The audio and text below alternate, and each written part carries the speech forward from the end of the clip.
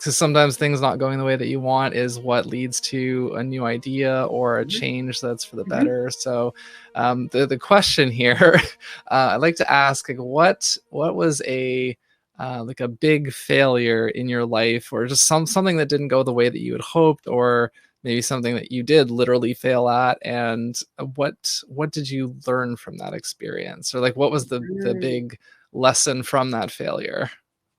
COVID is what comes to mind. Fair. I started as an event planner and then decided to go out on my own and plan events for the community here in Maryland. And I loved what I did so much. So, I think COVID is, not something that I personally failed at, but certainly threw a wrench in the path that I thought I was supposed to be on.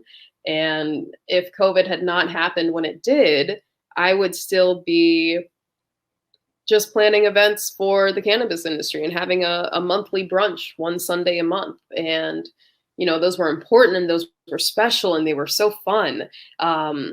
And really, the whole premise of Lone Wolf District is to create a sense of psychological safety and create a sense of home for people that haven't felt it.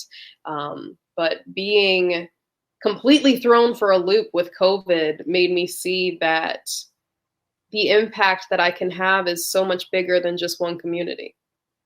And Mhm. so now I get to serve the world instead of just serving one small community in Maryland. So, yeah, I think COVID is my answer. I didn't fail personally at COVID, but COVID certainly threw me for a loop, and because of that, it opened up an infinite amount of possibilities and opportunities to heal and help and serve and guide and love so many more people than I ever thought I could.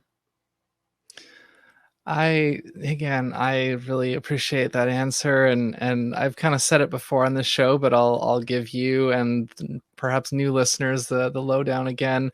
This show is both the kind of culmination of everything else I've tried and failed at over like the last 8 years of different creative projects and different. I want to do this, but how is it, like, it just, a lot of things had to not work for me to come to this one and be like, hey, this was finally the right thing.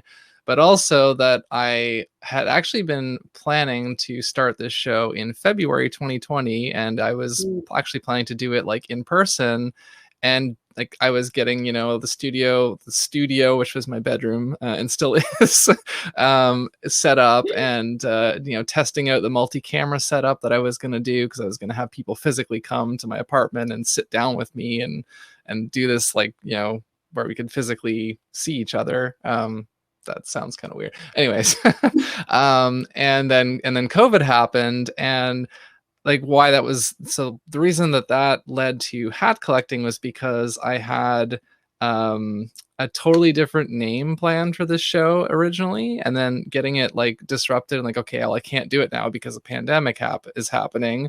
And then a few months passed, and I was like, okay, I'm not doing this thing, but I really want to be doing this thing. I need to do this thing. Okay, I'm gonna do this thing. And so I was like, but I'm not gonna call it, because you give any idea enough time, and you can kind of see the pros and cons of it. And what's the original idea?